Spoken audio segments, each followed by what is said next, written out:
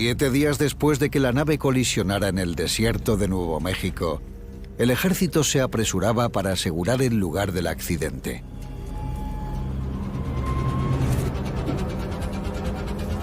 ¿Pero podrán evitar que esta historia del mundo exterior se filtre?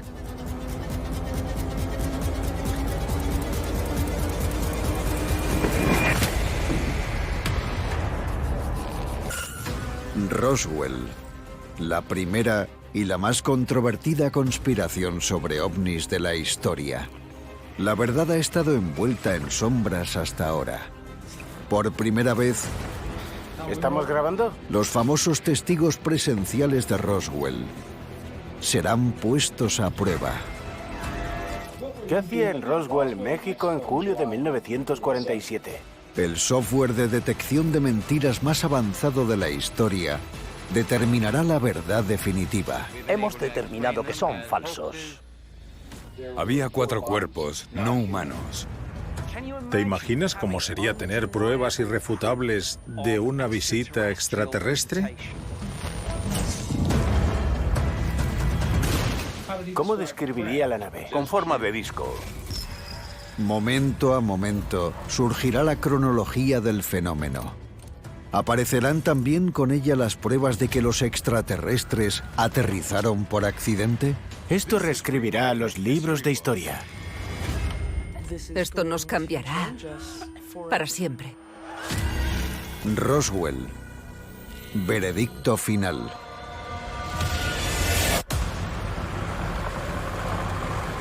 Día 7, 8 de julio de 1947, 8 a.m. Sierra del Capitán, Nuevo México. Lugar del aterrizaje número 2. 8 de julio de 1947. A 40 kilómetros de Roswell, Nuevo México. El lugar del accidente que encontraron Gerald Anderson y su familia ahora estaba repleto de trabajadores del ejército estadounidense. Se cree que los soldados trabajaban a las órdenes de los famosos agentes del gobierno, conocidos como los hombres de negro.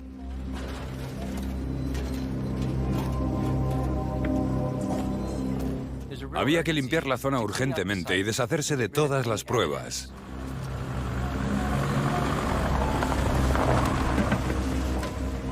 No hubo una explicación oficial de qué fue.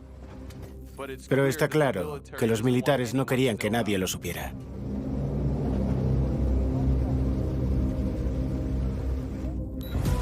El sargento Melvin Brown trabajaba con la Brigada K en la base aérea de Roswell. Le llamaron para que fuera uno de los guardas del lugar de aterrizaje. Lo que el sargento Brown estaba a punto de ver le asustaría tanto que se marcharía a Reino Unido para empezar una nueva vida. En 1991, desde su nueva casa en Londres, su hija, Beverly Bean, habló de lo que su padre había afirmado ver en el lugar del accidente número 2. Les dijeron que miraran, pero que no se llevaran nada.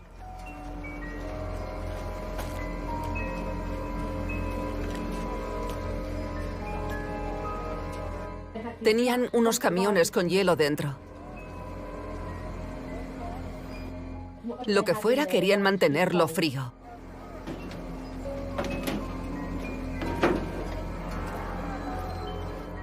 Ellos no entendían lo que pasaba y estaban confundidos.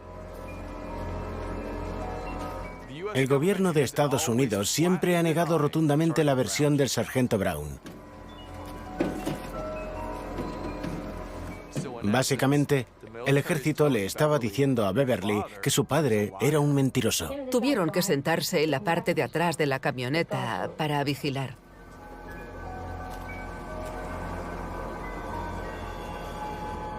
Tendrían problemas si miraban.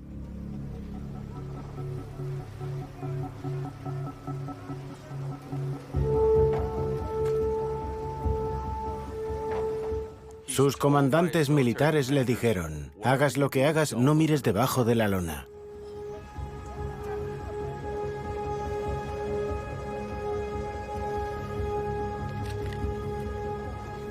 Eso intrigaría más a una persona curiosa. ¿Y qué es lo que haría cualquier persona? Mirar debajo de la lona.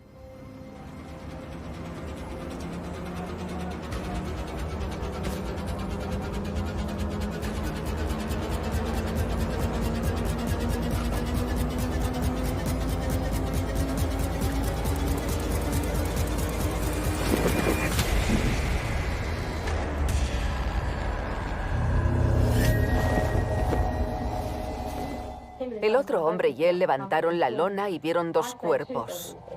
Mi hermana recuerda que dijo 3. En eso no estamos de acuerdo. Tengo mucho interés por saber si su testimonio es cierto. No sé muy bien qué pienso. Estoy al margen. Sí, a veces la gente se inventa una historia y todos tenemos algún cuento que contar.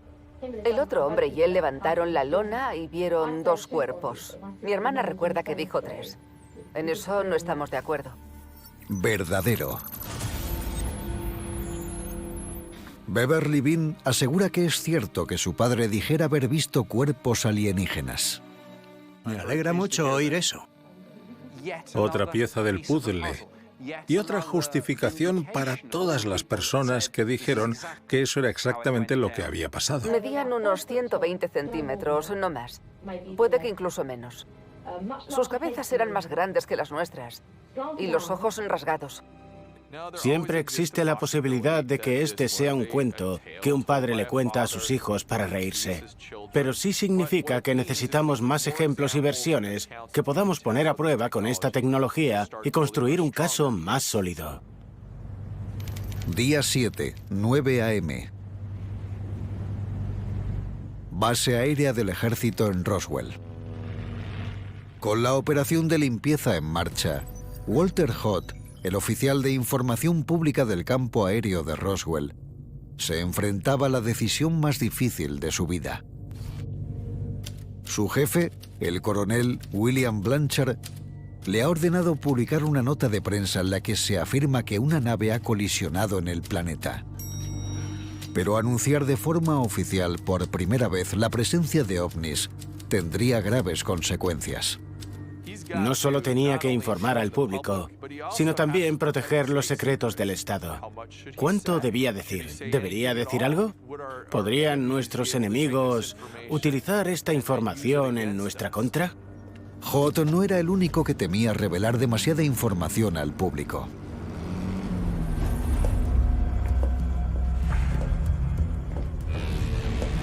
Anunciar un aterrizaje alienígena es algo que el gobierno quería ocultar. Es la peor pesadilla que podían imaginarse.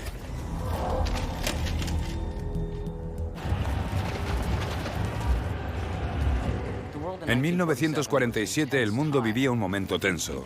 La gente temía por las amenazas de la Unión Soviética. Salíamos de la Segunda Guerra Mundial cuando empezó la Guerra Fría. En Nuevo México se encuentra la bomba nuclear y, desde una perspectiva inteligente, Rusia quería conocer todos nuestros secretos. La tecnología alienígena estará a años luz de cualquier otra que haya en el planeta Tierra. Si tenemos esta información tan crucial, los últimos que querrían que lo supieran serían los soviéticos. Pero si se publica en la prensa, se enterarían.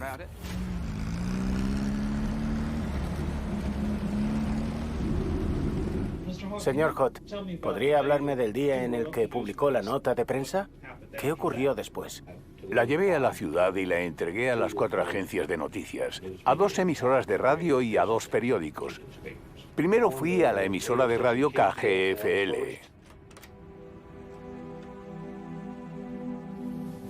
Creo que simplemente la dejé en la mesa y seguramente la señalaría para que supieran que les había dejado algo.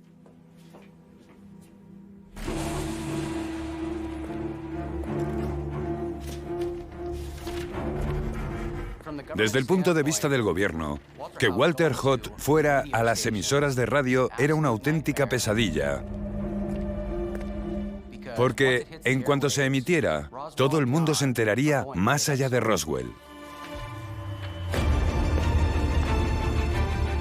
En 3, 2, 1. Programa de radio real, 8 de julio de 1947. Pasemos a los titulares. 8 de julio de 1947. Las fuerzas del Ejército del Aire han encontrado un disco volador que ha pasado a posesión del ejército. Los oficiales del ejército afirman que el artefacto está siendo inspeccionado en Roswell, en Nuevo México. Llegó a los programas de noticias por cable y fue una locura. Todo el mundo quería saber qué había pasado en Roswell. Los oficiales del ejército afirman que el artefacto que se encontró la semana pasada está siendo artefacto en Roswell, Nuevo El México. ejército está inspeccionando el artefacto. Hemos podido saber que se ha encontrado un disco volador en Nuevo México, Estados Unidos. No tardó en aparecer en la primera página del periódico local de Roswell y en todos los periódicos del país. Se convirtió en una noticia de portada.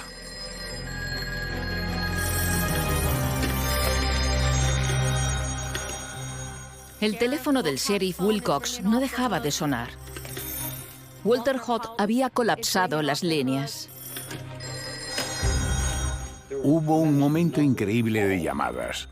El teléfono sonó y yo lo cogí. Y la primera llamada era de Londres, en Inglaterra. Nos encontramos ante una historia increíble que podría incluir pruebas de una visita extraterrestre y que venía de una fuente muy creíble, el mismísimo ejército.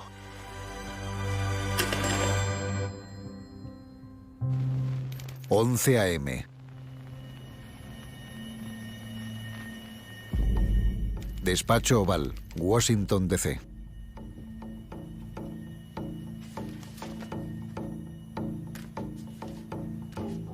Publicaron la historia, pero alguien no estaba nada contento. Ese alguien era el gobierno de los Estados Unidos. Estaban furiosos. La noticia ya había llegado a Rusia. El gobierno estadounidense tenía que hacer algo. Entonces se llevó a cabo una inmensa operación secreta.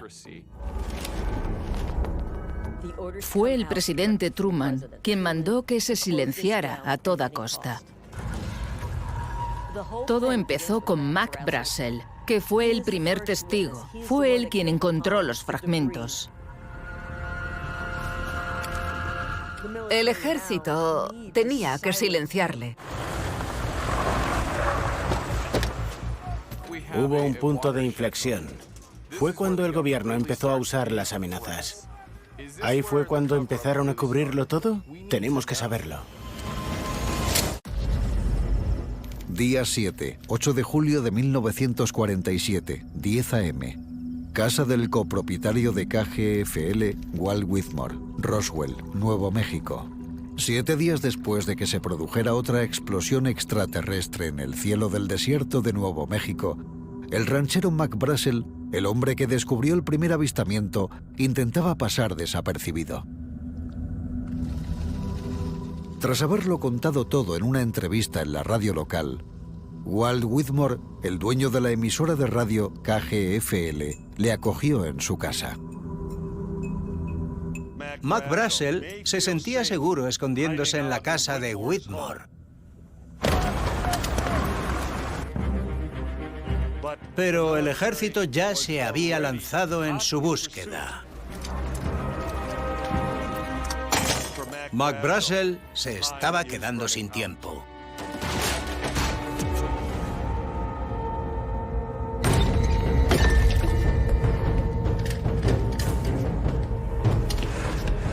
Mac era un ranchero duro. No se dejaba intimidar fácilmente por nadie. Pero tuvo que sentirse confundido. Solo he informado de algo. ¿Y ahora me estáis arrestando?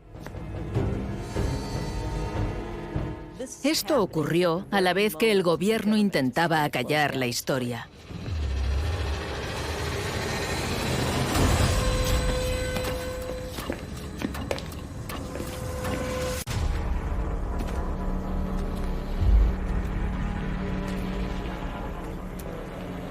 A finales de los años 70, el hijo de Mac Brazel, Bill, habló por primera vez con los investigadores y les contó lo que su padre le había dicho. Me dijo que había descubierto algo y que se dirigió a Roswell. Me dijo que había intentado hacer lo correcto y que le metieron en la cárcel por ello.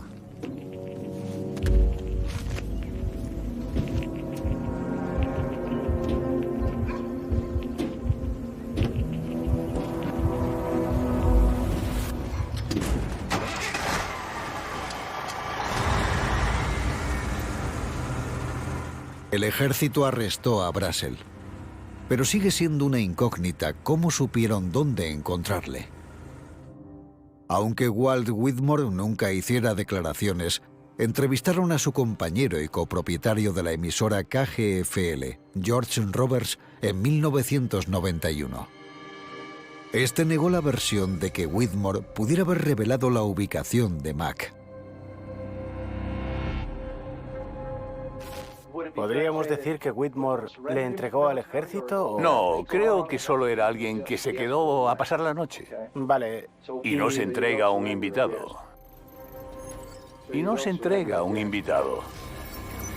Falso. La IA predijo que la afirmación de George Roberts era falsa, lo que sugería que Whitmore sí había entregado a Mac Brazel al ejército. Base aérea del ejército en Roswell.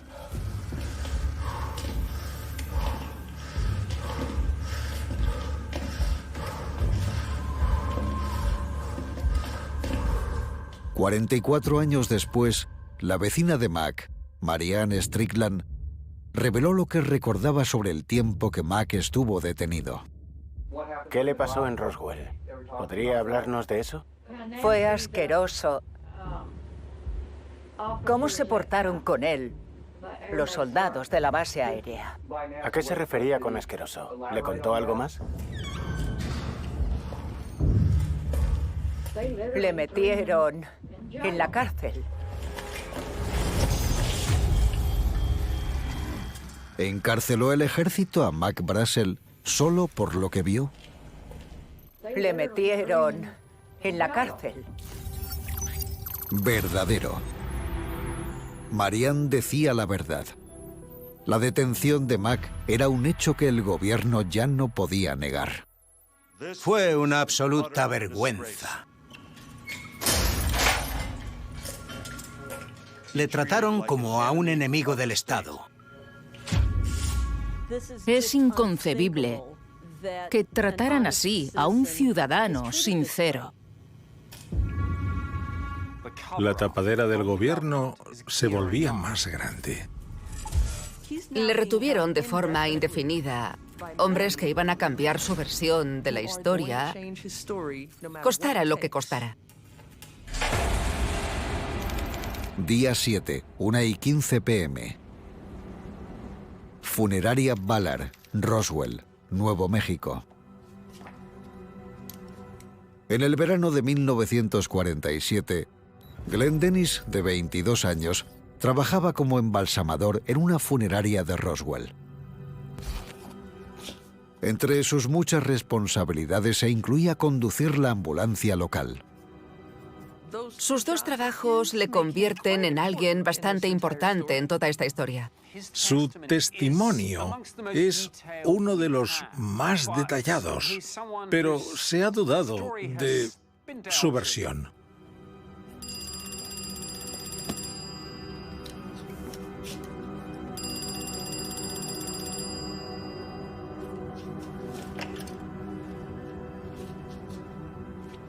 Recibí una llamada sobre la 1:15 de la tarde, después de comer. A la 1:15 o 1:30. Era el oficial de la morgue de la base y me preguntó por el ataúd cerrado herméticamente más pequeño que tuviéramos o que pudiéramos conseguir. Le dije que normalmente teníamos uno de 1,20 m, pero que podíamos encargar uno de 1 metro. No se pregunta por ataúdes si no hay cadáveres. La historia nos dice que no hubo ningún accidente trágico en el que fallecieran niños. Y si los ataúdes no eran para niños, ¿Para quién eran entonces?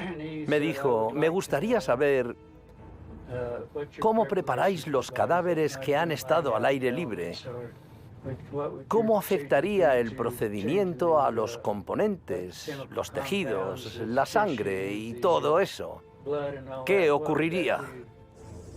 En mitad del desierto, en pleno verano, todo se deteriora rápidamente y hay que actuar rápido si se quiere conservar algo. Esto coincide con las declaraciones de un olor horrible en el lugar de aterrizaje. Es la prueba de que los cuerpos estaban en Roswell y que querían conservarlos y analizarlos. Recibí una llamada del oficial de la morgue y me preguntó por el ataúd cerrado herméticamente más pequeño que tuviéramos. Durante años han acusado a Glenn Dennis de inventarse todo el incidente. ¿Por qué iba a necesitar el ejército ataúdes pequeños y sellados? ¿Y por qué debían conservar los cuerpos? ¿Era la historia de Glenn Dennis un embuste o decía la verdad? Mentir es una habilidad que perfeccionamos con el tiempo y que aprendemos a los 6 meses de vida. Con nuestra capacidad para mentir, surge la necesidad de identificar las mentiras. Pero la historia de la detección de mentiras ha estado llena de controversia, ya que no hay nada que detenga a los humanos en su búsqueda de la verdad. La avanzada inteligencia artificial le ha permitido a los científicos de la Universidad de Dartmouth crear un software pionero que abre un nuevo camino a la detección de mentiras. Nuestra inteligencia artificial observa un vídeo, analiza las microexpresiones en el rostro de una persona y la entonación de su voz y predice si la persona que aparece en el vídeo dice la verdad o no. Nuestro objetivo es lograr predicciones precisas que puedan ayudar a quienes estudian el contexto histórico de lo que ocurrió en Roswell. Queremos saber qué pasó y qué no pasó. Una de las versiones más controvertidas del incidente de Roswell es la del funerario local Glenn Dennis. Recibí una llamada del oficial de la morgue de la base y me preguntó cómo se preparaban los cadáveres que habían estado al aire libre. Tenemos horas y horas de grabación de Glenn Dennis. La inteligencia artificial ha podido hacer un análisis más concienzudo y detallado. Estas llamadas telefónicas son la punta del iceberg, porque cuando tenemos pistas como el testimonio de Glenn Dennis, y este se centra en la idea y la afirmación de que había cuerpos alienígenas, es importante saber si estaba diciendo la verdad. Recibí una llamada del oficial de la morgue y me preguntó por el ataúd cerrado herméticamente más pequeño que tuviéramos. Verdadero. El software predijo que Glenn Dennis decía la verdad. El ejército le pidió que encargara ataúdes pequeños.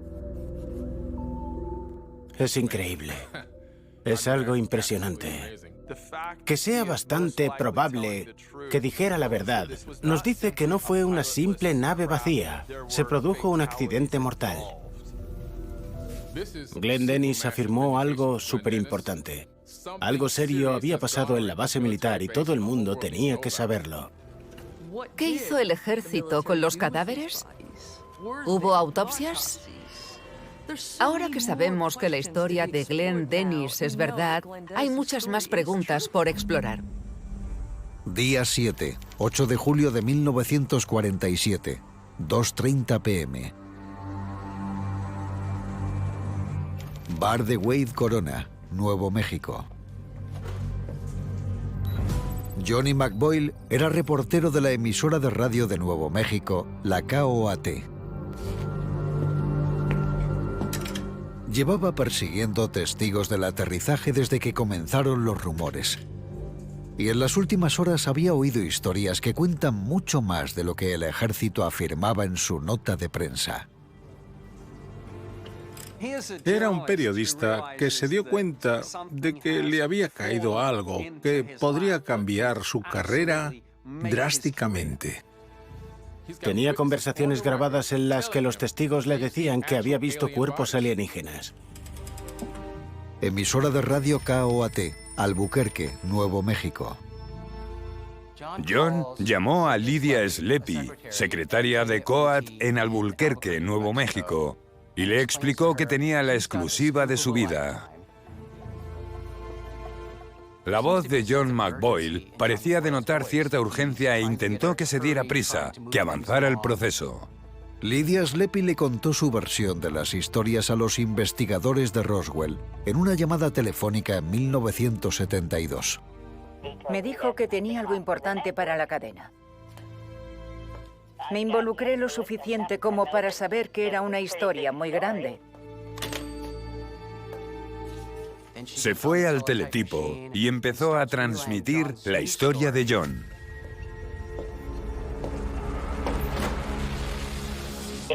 Si había una interrupción en el teletipo o el operador quería que parases, había una campana que sonaba y te avisaba.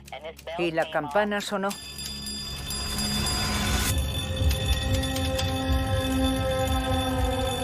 Eso indicaba que la conexión del teletipo había sido interrumpida externamente. John McBoyle le decía, rápido, envía la historia, envíala. Pero no podía. Las líneas del teletipo estaban bloqueadas.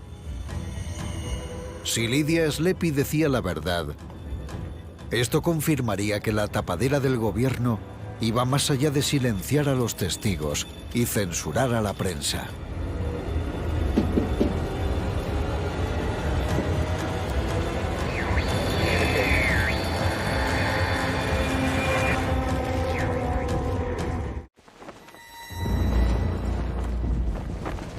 Unas semanas después del incidente de Roswell, el presidente Harry S. Truman firmó la Ley de Seguridad Nacional. Esto dio a luz a la CIA y otorgó a las autoridades federales el poder de vigilar y supervisar a los civiles. El gobierno no tardó en establecer protocolos donde se detallaba concienzudamente cómo gestionar y arrestar a los testigos. Una de las principales funciones de la nueva CIA era infiltrarse en los medios. Tenían un registro de quién hablaba y de qué era lo que decían. Durante la Segunda Guerra Mundial aprendimos mucho sobre inteligencia y sobre cómo obtener información del enemigo. El gobierno no tardó en aprender cómo utilizar las mismas técnicas contra sus ciudadanos. En otras palabras, fue la primera vez que el gobierno de los Estados Unidos pudo espiar a la población. Aunque quedaban semanas para que se aprobara la ley, vigilantes infiltrados del gobierno ya se dirigían a Roswell. Toda una brigada conspiraba para impedir que el periodista John McBoyle publicara la historia del siglo. Día 7, 8 de julio de 1947, 2:30 p.m. Aquel día, la operadora del teletipo Lydia Sleepy intentaba compartir la historia de McBoyle con el mundo. Pero la línea se congeló, el teletipo se bloqueó y apareció un mensaje alarmante. Y recibí un mensaje. Somos el FBI. Deje de transmitir de inmediato.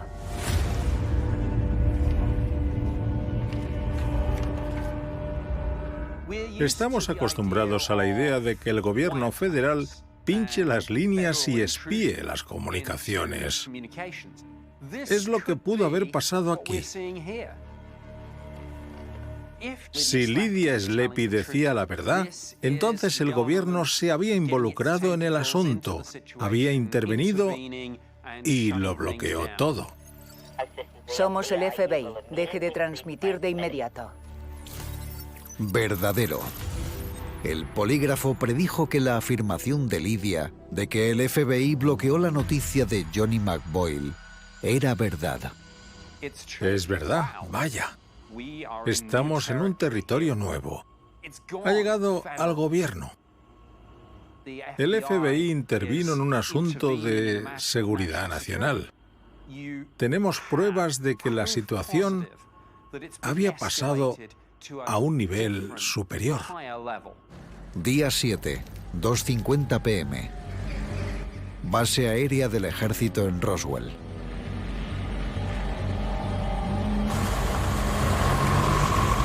Mientras el ejército estadounidense se centraba en la prensa y en arrestar a los testigos más importantes, la seguridad en la base aérea del ejército en Roswell aumentó sin precedentes. La base aérea del ejército en Roswell ya era una zona que necesitaba máxima seguridad. Pero entonces decidieron apartar al personal habitual. Informaron a los guardas de que se autorizaba la fuerza letal.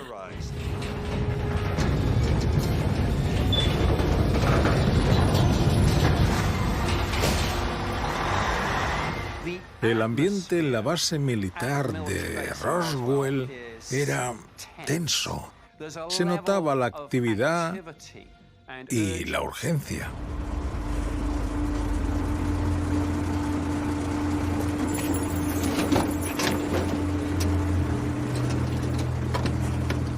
Fue como si estuviera ocurriendo algo ultra secreto. La pregunta era, ¿qué iba a hacer el ejército con las pruebas?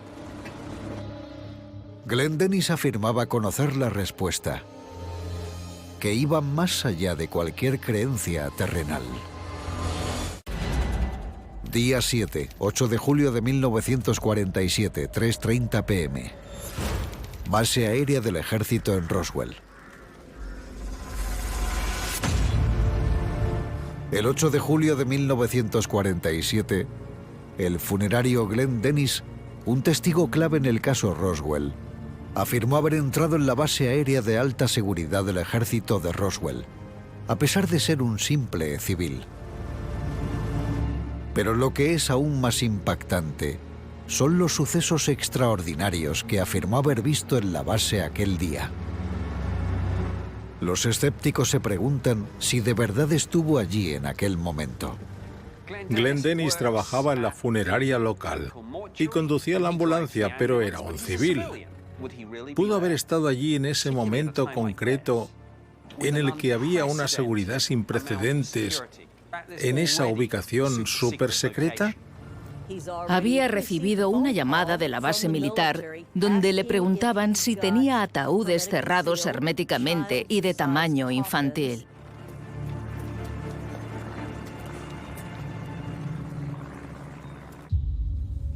En 1990, los investigadores localizaron a Glenn Dennis y le pidieron que les explicara cómo consiguió entrar en la base. Entiendo que entró en la base, ¿verdad? Recibí una llamada de emergencia por un piloto herido en un accidente. Llevé al piloto a la base. Y así fue como empecé a relacionarme con la base. ¿Fue realmente Glenn Dennis a la base aérea con un piloto herido? Llevé al piloto a la base y así fue como empecé a relacionarme con la base. Falso. La IA predijo que la afirmación de Glenn Dennis era falsa. No llevó a un piloto a la base. ¿Es mentira? Oh, vaya, vale. El resultado levantó más sospechas sobre la afirmación de Dennis de que había visitado la base el 8 de julio de 1947. ¿Sería esta mentira una simple coartada para él? Tengo una teoría interesante sobre que Glenn Dennis mantenía una relación con una de las enfermeras y quería mantenerlo en secreto. Puede que Glenn dijera la verdad en casi todo, pero hay ciertas partes de la historia que para él no eran relevantes y que cambió para proteger información privada. Encontrar una mentira en su testimonio hizo que fuera crucial analizar el resto del impactante testimonio de Glenn Dennis. ¿De verdad estuvo allí? Y si fuera cierto, ¿qué es lo que vio? En cualquier declaración de testigo espero que alguna frase no sea totalmente cierta. Quiero saber cómo acaba esto, porque lo más importante es lo que vio en la base.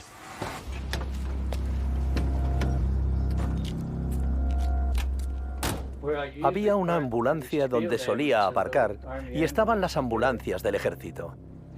Pude ver que había un oficial detrás de las ambulancias. Me fijé en las puertas traseras de las ambulancias. Las ambulancias antiguas estaban abiertas y vi escombros. Muchos de los trozos no medían más de 90 centímetros como máximo. Cuanto más declaraba, más sabíamos de Glenn. ¿Estaba diciendo la verdad? Me fijé en las puertas traseras de las ambulancias. Las ambulancias antiguas estaban abiertas y vi escombros. Muchos de los trozos no medían más de 90 centímetros. Verdadero. Se predijo que la afirmación de Dennis de haber visto los escombros era verdad. Bueno, vale, hemos llegado a un punto de inflexión. Puede que Glenn se inventara una excusa de por qué estaba en la base, pero todo lo demás reafirmaría la teoría de que estuvo allí y de que vio algo muy raro. Glenn dijo que había visto mucho más que los escombros de una nave. Estoy deseando ver qué pasa con el resto de su historia.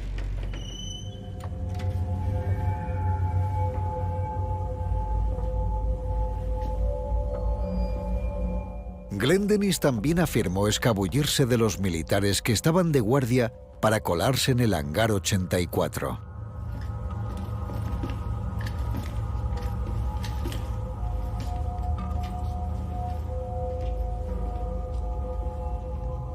Se metió en áreas restringidas para obtener más respuestas.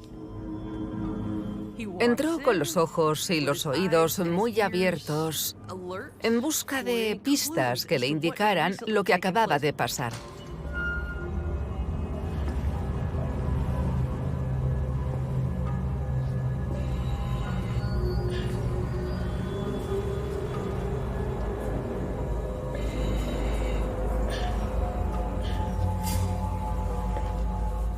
Caminé y había unas salas de reconocimiento a ambos lados del pasillo.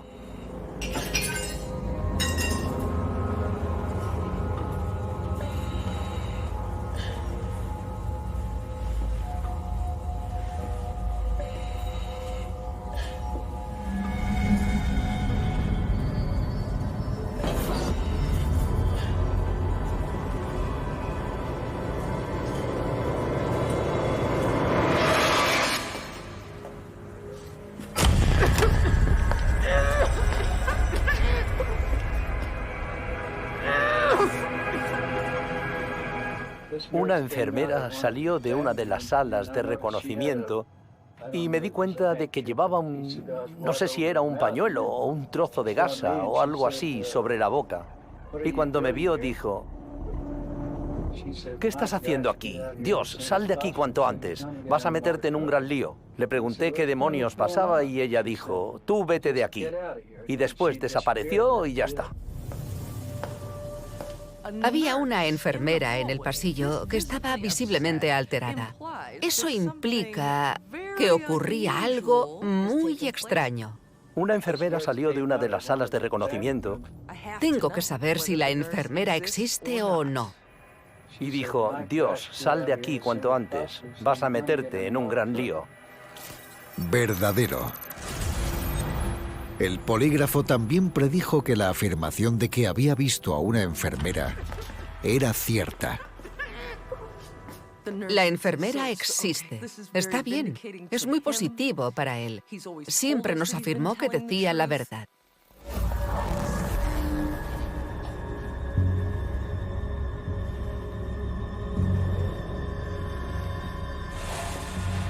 ¿Qué sugiere esto? Lo más impactante de todo el caso de Roswell es que podían haber estado realizando una autopsia allí cerca.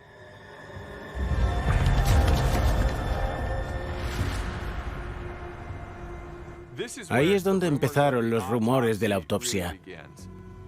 Tenemos que saber lo que ocurre detrás de esas puertas cerradas. Y Glenn estaba en un buen lugar para averiguarlo.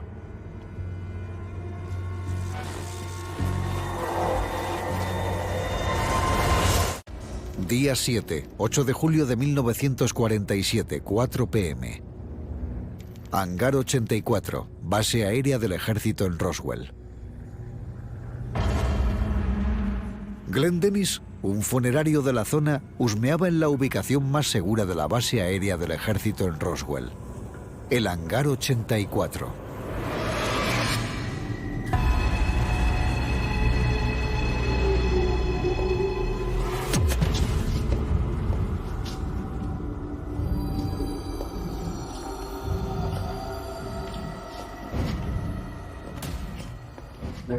Había un capitán pelirrojo allí. Parecía un tipo desagradable y era bastante duro. Sabía que estaba en problemas, así que le dije, parece que ha habido un accidente. Él dijo, no has visto nada, no ha habido ningún accidente y no irás a la ciudad y contarás rumores de lo que has visto porque no hay ningún accidente. Puedes meterte en un gran lío. Glenn era un hombre honrado. Seguramente nunca haya infringido la ley. Y de repente le asaltaron, confrontaron y acusaron. Y yo le dije, oiga señor, soy un civil y no podéis hacerme nada. Él dijo, claro que podemos, señor. Alguien tendrá que recoger tus huesos de la arena. Podemos hacerte lo que queramos y sabemos que queremos. Serías una buena comida de perro, así que lárgate de aquí. Él mismo me contó la historia y yo le creí, así que tengo curiosidad por ver lo que dice el software. Dijo, alguien tendrá que recoger tus huesos de la arena. Verdadero. La IA predijo que la afirmación de Glenn Dennis de haber sido amenazado por la seguridad del ejército era verdadera. Poder demostrar que Glenn Dennis siempre había dicho la verdad le hace justicia, porque sé que mucha gente pensaba que estaba adornando la historia. No creo que el ejército tenga por costumbre amenazar a sus propios civiles. Tuvo que ser algo tan serio y tan importante que cruzaron esa línea para que la gente no hablara.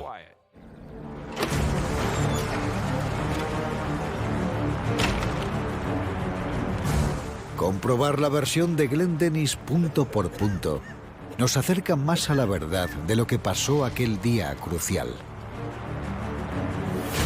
En los próximos episodios de Roswell, Veredicto Final, el software seguirá analizando. ¿Habrá pruebas de vida alienígena? ¿Qué ocurrió en el Hangar 84? ¿Qué es lo que pasaba y qué estaba ocultando el gobierno? Si podemos responder a eso, podríamos resolver el misterio de lo que ocurrió en Roswell. Nos lo jugamos todo. ¿Qué más puede demostrar la inteligencia artificial? Podría ser la historia más importante de nuestras vidas.